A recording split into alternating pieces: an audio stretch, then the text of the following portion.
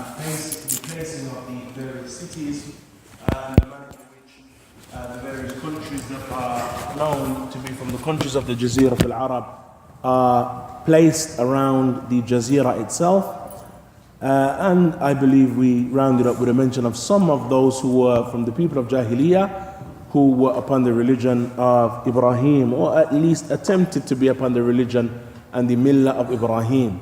Since of course, ikhwan, they didn't have a prophet, they didn't have a book, they only had that which they believed and understood from their forefathers to be from the way and from the religion of Ibrahim. And so they strove their utmost to be upon the millah and to be upon the affair of Tawheed to the best of their ability. But of course, ikhwan, they did so without guidance. And as we mentioned, with some of them, we had from them those who traveled around the Jazeera trying to seek guidance and trying to see someone who would instruct them and point them towards the way of Ibrahim. And so because of the fact that they had strayed away from the millah of Ibrahim and away from the path of his offsprings, the prophets and the messengers, they no doubt, ikhwan, fell into various forms of dalalat, various forms of misguidance and various forms of dhulumat. And that is something that is present and manifest for the one who studies the seerah of the Prophet ﷺ and that which occurred within the Jazeera before his coming. There were various forms of jahl and ignorance related to the aqidah, jahl and ignorance related to their social life, that which is related to their mujtama', their society, that which is related to them politically, and the political structure that was present within their realms. In every walk of life, ikhwan, there were issues and there were problems and there were veerings away from the guidance of the prophets and the messengers.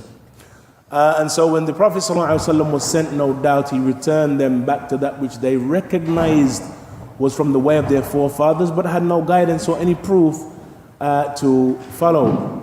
And thus it was clear to them when the Prophet ﷺ was sent that this indeed is the way of Ibrahim, and they understood that parts of that were present within the sunnah of the Prophet ﷺ, and parts of what they were upon, that of course it veered away from the sunnah of the Messenger ﷺ, which in essence was a returning of them back to the way of the prophets and the messengers of Ibrahim and of his offsprings.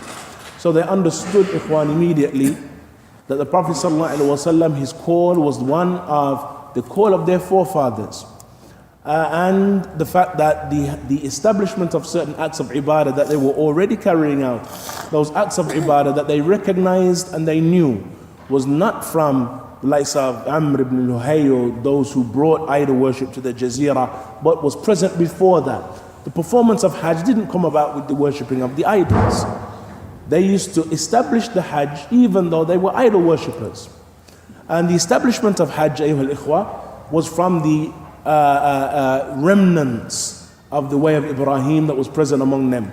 So they would still perform the Hajj, and they understood that it was an act that was from their past and from their history, a strong part of their history. From the Kaaba, this is how worship, this is what they understood to be worship around the Kaaba. And so they would perform the Hajj, but of course there were various forms of misguidance as it relates to the performance of Hajj. From those forms of dalalat and those forms of misguidance is that they would perform the tawaf naked. And so women would go around the Kaaba and they would go around either completely naked, or they would have just some pieces of cloth that they would hold over their parts. And they would mention lines of poetry, al-yawmu tabda'u aw tubdi ba'daha aw kulluha, that today some of it or a part of it has become manifest, but that which has become manifest, fala ahilluhu, then indeed I do not make it halal, I do not make it permissible. That is, though part of it became manifest and part of it their bodies were showing because of the nakedness in them carrying out those acts of worship, they didn't hold it to be halal. And that indicates then that though they had various forms of shar and various forms of evil, they still had with them and among them sifat that were hamida, praiseworthy characteristics. Na'am, zina, riba, and all of these various forms of shar were present among them, but not everyone partook in it. Zina, mathalan, it was not every single individual that partook in zina. From them were those who partook in it, and they didn't have a problem with that. But from them were those who were people of haya, of shyness, and who guarded their modesty. Similarly, as it relates to the various manifestations of shirk, among them were those who attempted to stay away from that and distance themselves from that. From the manifestations of the shirk that was present in and among the Jazeera is manifestations of shirk related to their adat and their customs. Al-halif, mathalan, bil-aba, swearing by their fathers. As far as swearing by their fathers is concerned, then it was common among them. Or swearing, by Allah and ar-rahim, swearing by Allah and the womb. Not only did they used to swear by their fathers, but they would swear by Allah and the womb. And so they would say, Anshaduka billahi wal rahim. That they would take an oath by Allah and the womb. And some of the scholars of tafsir mention that this oath that they used to take by Allah Azza wa Jal and the womb is that which Allah Azza wa Jal has mentioned, as occurs in the statement of Allah Azza wa Jal, وَاتَّقُوا اللَّهَ الَّذِي تَسَاءَلُونَ بِهِ وَالْأَرْحَامِ وَالْأَرْحَامِ إِنَّ اللَّهَ كَانَ عَلَيْكُمْ رَقِيبًا. Allah Azza wa Jal mentions, fear Allah, the one whom وَاتَّقُوا اللَّهَ الَّذِي تَسَاءَلُونَ بِهِ, the one who you seek your needs from, or the one who you ask of. وَالْأَرْحَامِ, and al-arham. From the scholars of tafsir are those who say, why did Allah Azza wa Jal mention the arham here?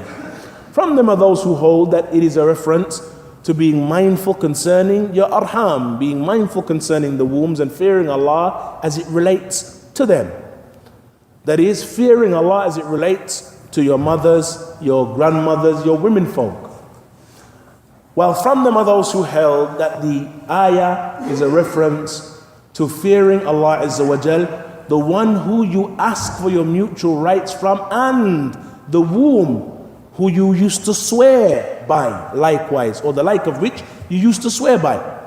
So Allah Azza wa Jal, in that verse, on the basis of the position that was held by some of the scholars of tafsir, they mentioned that Allah Azza wa Jal highlighted to them the fact that they would swear by the womb, and that was a reminder of the fact that they would do so. And so they should fear Allah Azza wa Jalla in regards to their oaths and in regards to the wombs that they used to swear by. And that then was from the manifestations of the affairs of shirk. Among them was the usage of the tama'im, that is, they would use the tamima and hold and connect them to themselves, to their children, and they would wear talismans that they believed would protect them. And that of course, ikhwan, is from the manifestations of shirk. They would perform ruqya, but their ruqya was done with the hayya and with the aqrab. That is, they would perform ruqya with snakes, and they would perform ruqya with scorpions. And from them were cases of individuals who would die, pass away, because they were bitten by those snakes that were used for the ruqya.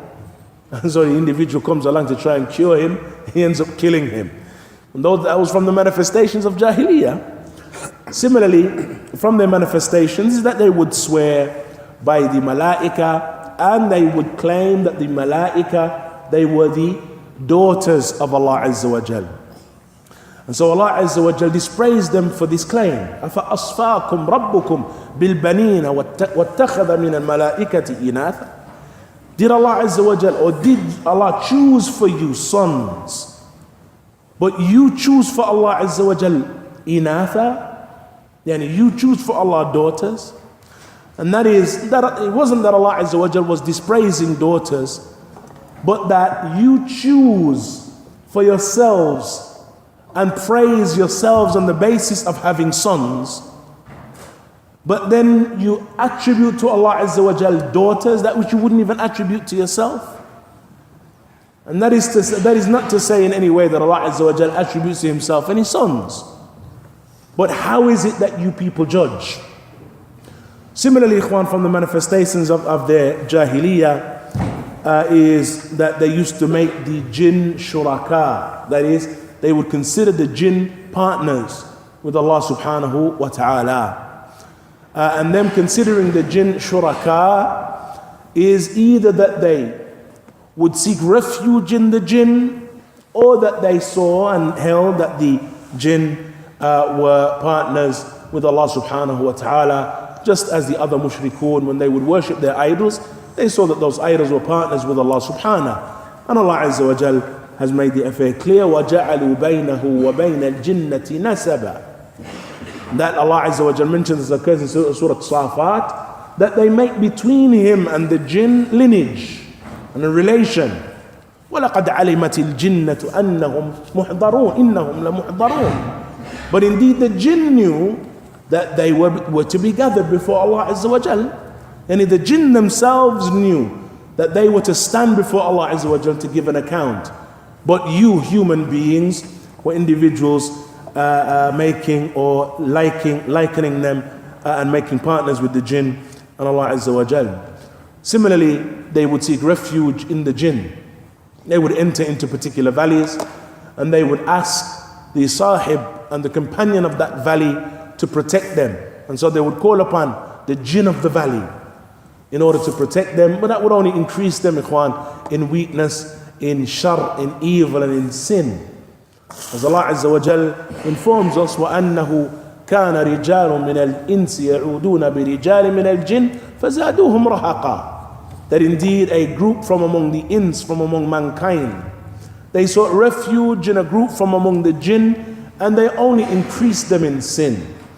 And so the affair of the bond between the human beings and the jinn, calling upon them, utilizing them, was something well known, ikhwan, among them. In fact, from the Sahaba and from the companions of the Messenger sallallahu alaihi wasallam, there were those who were well known for having this companionship and having this relation between themselves and the jinn. From them, the likes of Abu Barzata al-Aslami, radiyallahu anhu. Abu Barzata, he was a kahin in Jahiliyyah. He was a soothsayer in Jahiliyyah, would communicate with the jinn. And the Yahud of Medina would utilize him regularly. They would call upon him to deal with their disputes, and they would utilize his ability to communicate with the jinn and to ascertain that which would happen, to ascertain that which was connected to their battles and what have you. But when the Messenger ﷺ was sent, he embraced.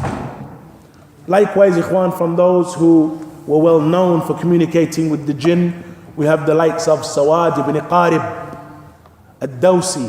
Sawad ibn Qarib, who was Yemeni in his origin, he was from among them and from among the people of Jahiliyyah, who were well known for communicating with the jinn, but he was a kahin. And there was a instance that occurs in Sahih Bukhari that Umar radiallahu anhu, on an occasion, he saw him walking before him, and he was a beautiful man. He saw him walking before him, and the farasa and the ajib nature of Umar was that he had the ability to look upon individuals and sense certain things. And so he looked upon him, and he said that indeed, I am certain this man used to be a kahin in Jahiliyyah, or a kahin in the past, though he knew he was a Muslim. And so he called upon him, and he was amazed at the fact that he had ascertained and recognized that. And then he went on to explain his story. And he mentioned the fact that it was no one from the human beings who gave me da'wah. No human being approached me in order to call me to Allah Azza wa Jal. And the narration is in Sahih Bukhari and in the Sunan al-Kubra of Imam al-Bayhaqi. No individual from among the humans gave me da'wah. He said, in fact, it was an individual and a companion that I had from among the jinn. And he went on to explain the fact that when the Messenger sallallahu alaihi wasallam was sent as a messenger, something occurred within the world of the jinn. And that is that they used to, as occurs in those authentic narrations, they would climb one on top of the other until they elevated into the heavens and ascended into the skies, and they would listen and steal a listen of that which was taking place within the heavens. But on an occasion, after descending of the Messenger ﷺ, they would attempt to penetrate the skies, but they found that every time they tried to do so, that they would be pelted. And so one of the leaders from among them said, it is on the basis of something that has happened in the earth. So send individuals to search and to see what it is has taken place. And so they sent individuals who would scour the earth looking for what had taken place. And they came across the Messenger sallallahu alaihi wasallam with his companions praying Fajr. And so they reported back to their kubara, and they said, indeed, it is because of this. When they went back to their elders and their leaders, they said, indeed, it is because of this. And so the jinn of Sawad, he came to him and he said that indeed there has occurred and appeared in Mecca a prophet and a messenger. And it will be greatly beneficial to you if you were to go and you were to follow him. For indeed he is the prophet that the Yahud and that the Jews have known of his coming. And so he mentioned there was no one from the human beings that gave me da'wah. Rather, it was an individual from among the jinn. And so from them, ikhwan, there were those who were kuhan. Yani those who were soothsayers, and Allah subhanahu wa ta'ala guided them to Islam and to the Sunnah. Likewise, ayyuha al-ikhwah, it was well known in and among the people of Quraysh in Mecca and in the Jazeera generally that they were a people of shi'r. From, if we were to look at their society from a point of view of arts and culture, then the arts and culture and its manifestation in and among their ranks and at their time was shi'r, was Arabic poetry. And there is no doubt, ikhwan, that they excelled in the most eloquent and the most beautiful of speech that human beings could put together. And that, no doubt, ikhwan, is from the affairs that caused them to be affected by the book of Allah subhanahu wa ta'ala. From the shu'ara and from those who were well known for shi'r, there were 7 poets who were well known, ikhwan, in and among the ranks of the Arab, to have excelled in shi'r to the extent that their poems were stuck upon the walls of the Kaaba and known as the Mu'allaqat as-Sab', or the 7 poems that were stuck on the walls of the Kaaba.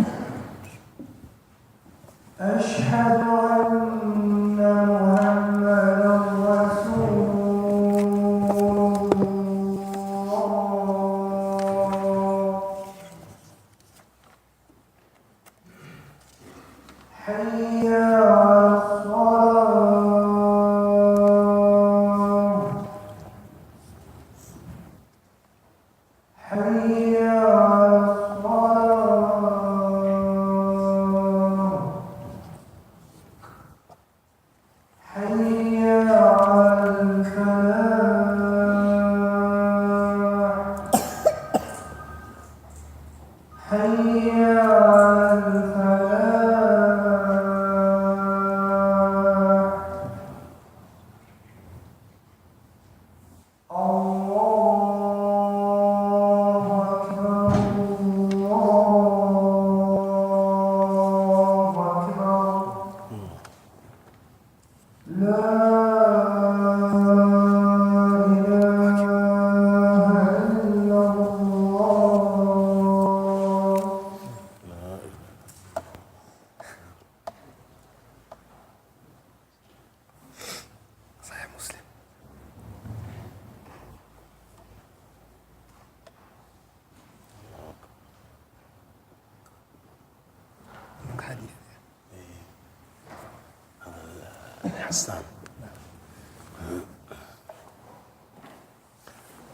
نعم, and so ikhwan, the shi'r and the poetry that was present among the Arab, it was well known ikhwan that they had excelled in terms of eloquence, and it was, as we mentioned, it reached the level that we had 7 of the best, most eloquent poems stuck up on the wall of the Kaaba, the walls of the Kaaba ikhwan, because of that which they had reached from eloquence.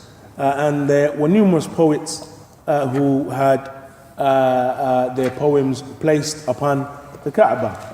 The likes Ikhwan of Ubayd al-Aslami, the likes of Amr ibn Kulthum, Labid, and others from among the well-known shu'ara of the Arab who would have those stanzas placed around the Kaaba.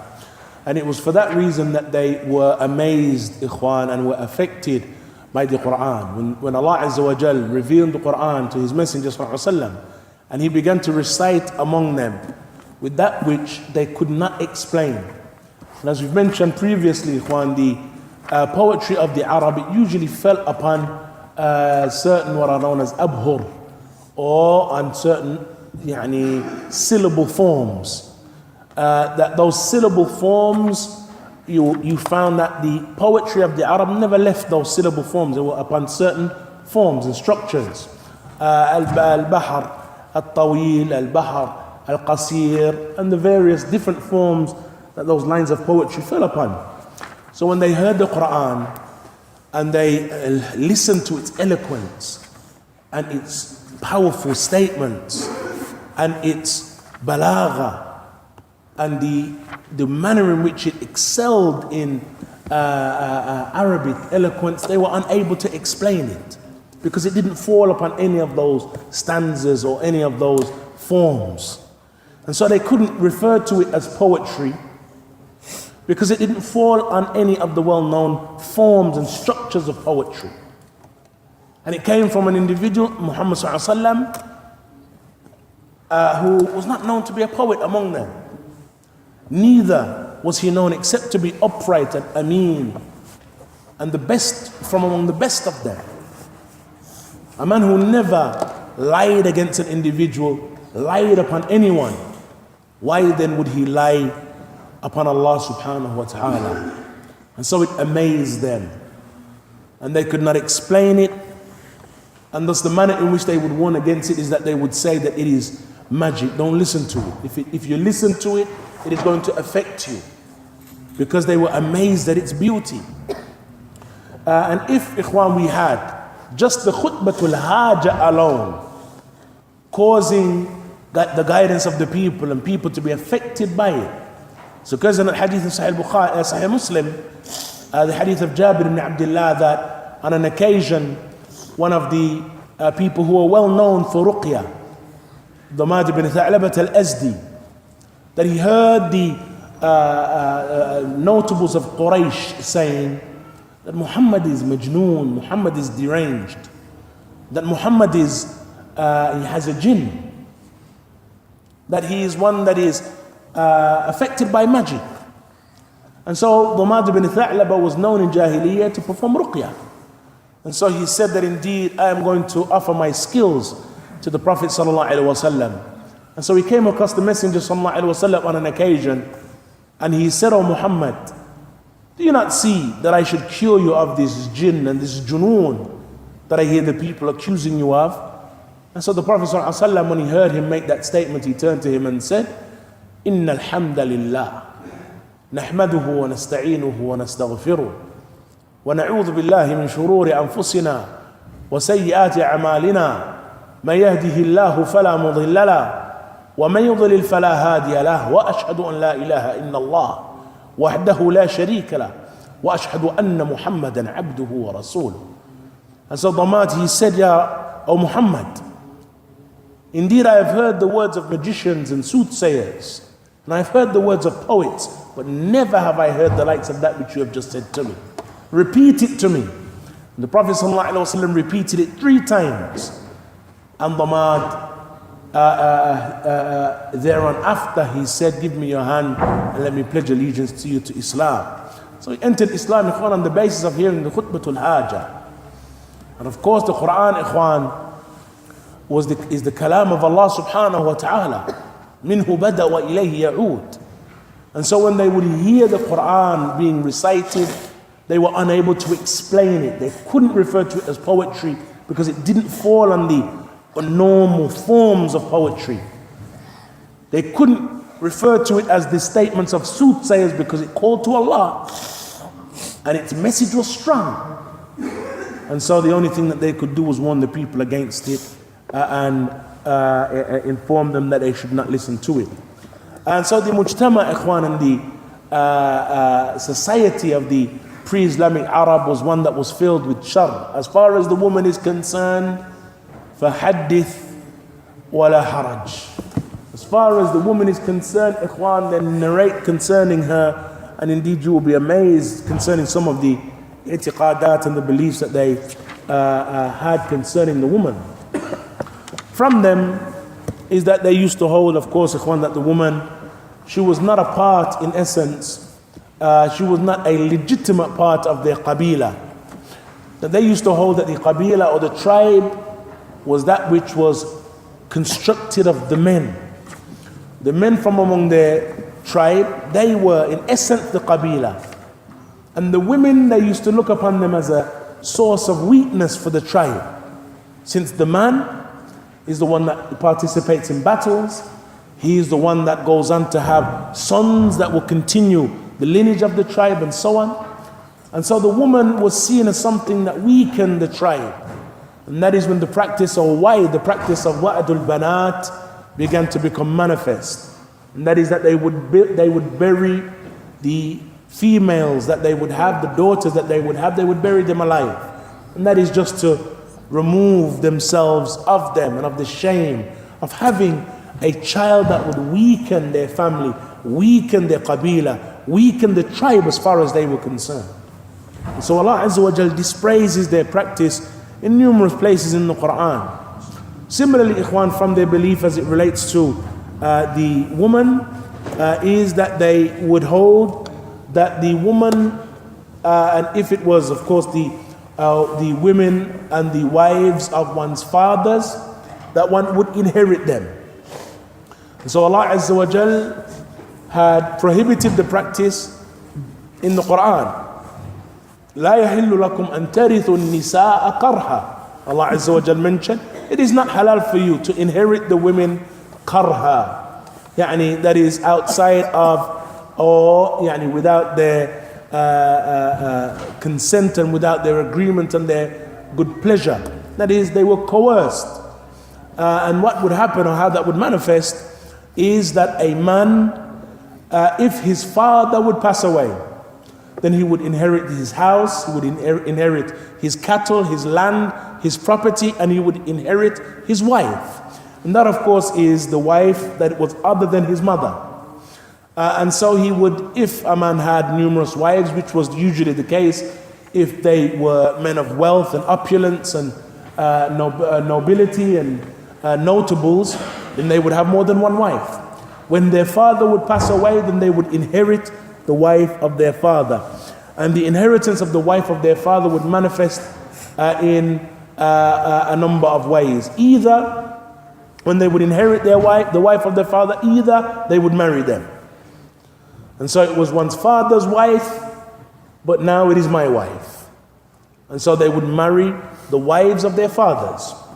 And Allah Azza wa Jal prohibited that practice. Allah Azza wa Jal mentions, وَلَا تَنْكِحُوا مَا نَكَحَ آبَاؤُكُم مِّنَ النِّسَاءِ إِلَّا مَا قَدْ سَلَفَ. Do not marry the women that your fathers have married except that which has passed.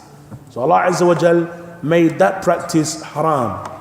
Or secondly, that they would marry their wives and their fathers' wives to individuals that desired to marry them for a steep price, and they would keep the mahar. And so the wife then of their fathers became like an object that they would use to profiteer from, particularly if she was beautiful, if she was sought after. Then he, and that is the son, he would barter with individuals and up the mahar, up the dowry, in order to make the greatest profit from the wife of his father. And so whomsoever made the biggest offer, then he would marry her to him. Or thirdly, that they would prevent them from marriage completely. And that is that they would prevent them from marrying again, so that the wife would remain in the home until she died. And then when she died, they would take their inheritance. They would take all of their wealth. And so the woman may have possibly been one that was notable, one that had wealth and was or had a fair level of opulence. When the father would pass away, they would prevent them from marrying, and then they, after their death, would inherit or take the wealth that they possessed. And so they would prevent them from marrying so as to take their inheritance. If they were to marry and move on, then of course when they passed away, that would be the wife of another man. So they would prevent them from marrying one in order to benefit from them. And so Allah Azza wa Jal established in the Quran numerous verses prohibiting those haram practices and those jahili practices. And Allah Azza wa Jal legislated for the women mirath, inheritance. يوصيكم الله في أولادكم للذكر مثل حظ الأنثيين. Allah Azza wa Jal mentions that indeed Allah advises you concerning your children. للذكر, for the male is the like of that which is for two females. And so they would inherit. Na'am, the inheritance of the male and the female were not the same, but that was, as our scholars have mentioned, for no reason other than the fact that the males were the breadwinners, and they were the ones that were to spend from their wealth, and thus Allah Azza wa Jal gave them a greater portion. While the women, their wealth is their wealth, and it is not upon them to spend or to be breadwinners and give ikhwan or spend upon their families and what have you. Now, similarly, as it relates to marriage, then the forms of marriage that they had in Jahiliyyah, ikhwan, were many. From them, there was the nikah known as nikah al-istibda'. Nikah al-istibda', as occurs in hadith in Sahih Bukhari, hadith of Aisha, it would occur and manifest in that a woman would have a large number of individuals come together. In some narrations, some 10 or so men. And those men would have relations with that woman. After all of them had relations with her, and then she became pregnant, she would choose who the father was from those 10. And so it was more than likely not the father. But she would choose you as the father. And so he would then be considered the father of that child. Or we had the nikah known as nikahul badal. Nikahul badal, or the nikah of exchange or substitution, is that a man would approach another man, and perhaps he became bored with his wife, and so he would say, you marry my wife and I marry yours. They would wife swap, and they would be a legitimate contract. And so he would marry his wife and he would marry his, and he would start a new life with the wife of his friend, the wife of his companion, and he with his wife. And it was known as nikahul badal. Similarly, from the forms of nikah was what is known as nikah al-shighar. Nikah al-shighar is that a man would approach another man and say, I will marry my daughter to you with the condition that you marry me to your daughter. Or I'll marry my sister to you with the condition that you marry me to your sister. And that was known as nikah al-shighar, and there would be no mahar. Yani because of the fact that we're doing this exchange, there would be no mahar that was agreed upon between them. Likewise, of course, ikhwan, the nikah of mut'ah was prevalent among them, and that is marriage for a set period for a dowry, and they would have an agreed upon term that the marriage, or whereupon the marriage would end. And na'am, it continued to be a practice into the beginnings of Islam until it was prohibited by the Messenger sallallahu alaihi wasallam. And so the prohibition then, as the Prophet sallallahu alaihi wasallam mentioned, is until Yawm al-Qiyamah. But it was prohibited permissible for a period of time until the Prophet sallallahu alaihi wasallam prohibited al-mut'ah, and it is only the Shia who continue to practice the prohibited form of marriage, al-mut'ah. And so two individuals would come together and they would say that we'll marry for 6 months and I'll pay you a dowry of such and such. And so they would live as man and wife for a 6-month period. When the 6-month period was over, then the marriage would come to an end.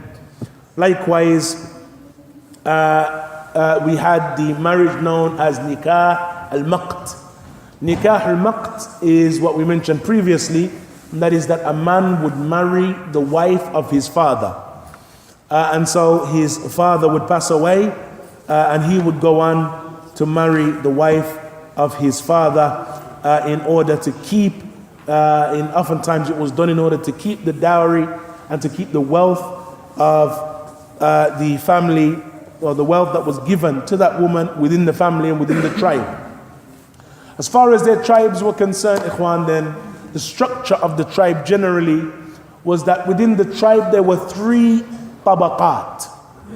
Within the tribe there were 3 levels. We had those who were known as the ahrar.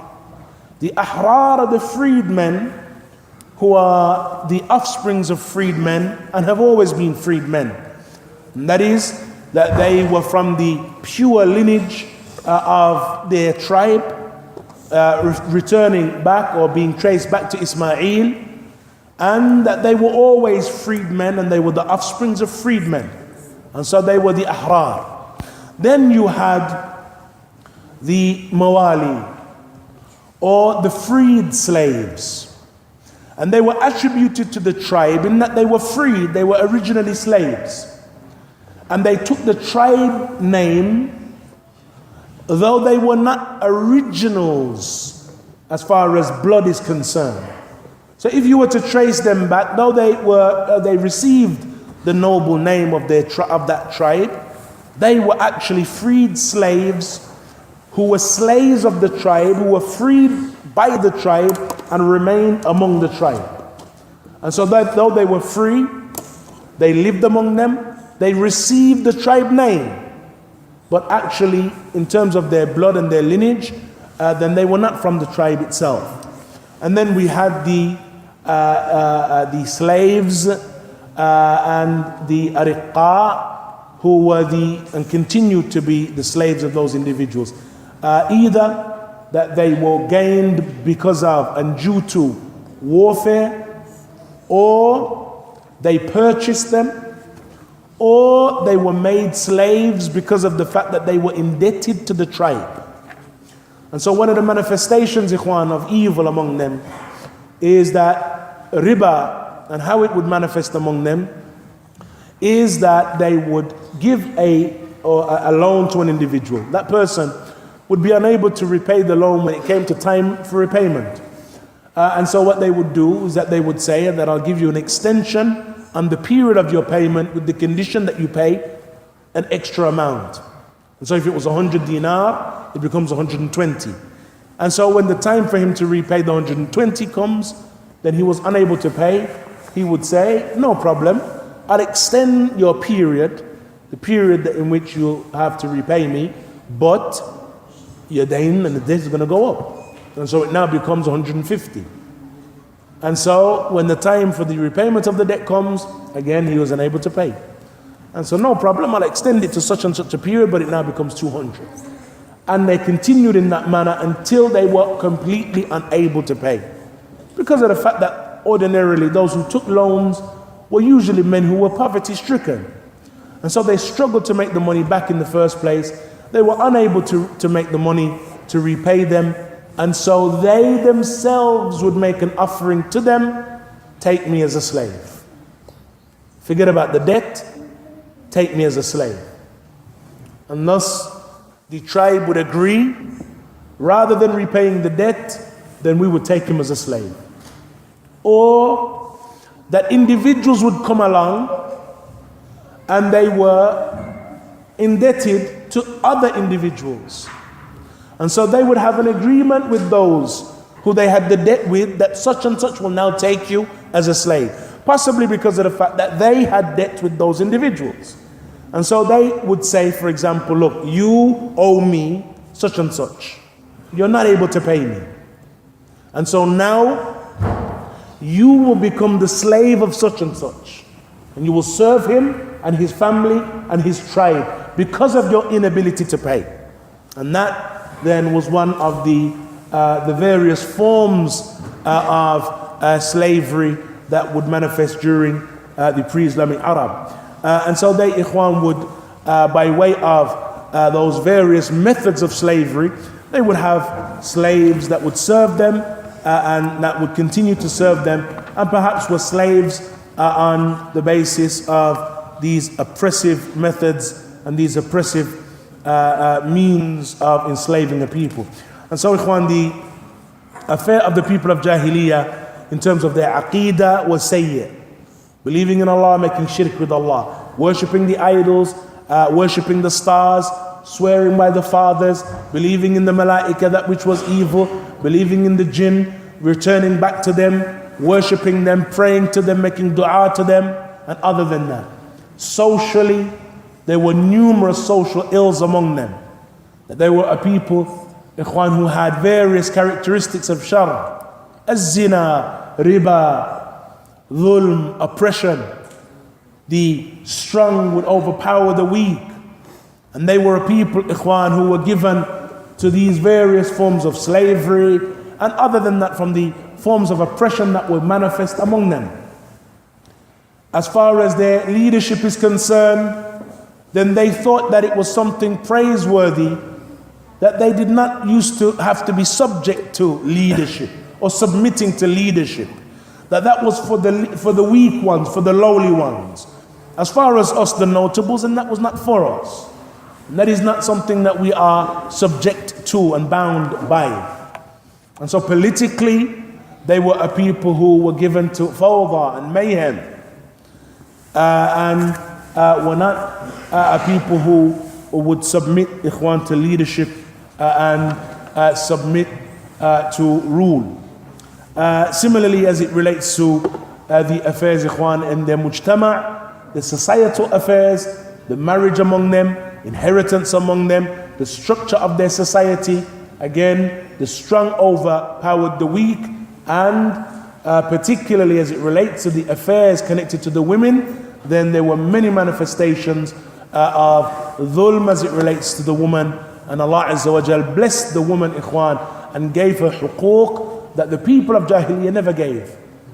That there were various rights that the people of Jahiliyyah never gave, Ikhwan, to the woman. Allah Azza wa Jal gave, with the revelation of the Quran, various rights to them and made various prohibitions against the practices connected to women prior to Islam. In fact, many of those practices, even Western women were not afforded those rights until very recently.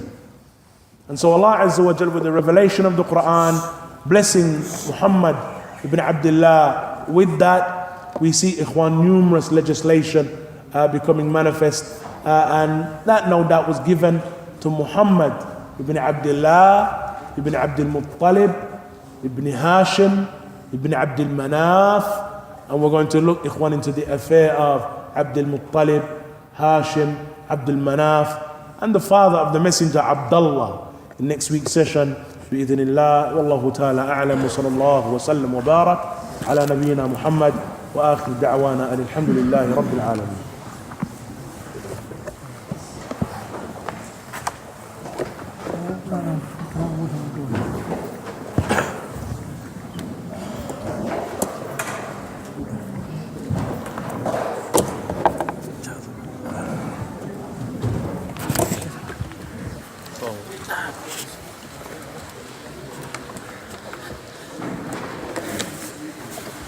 Thank you.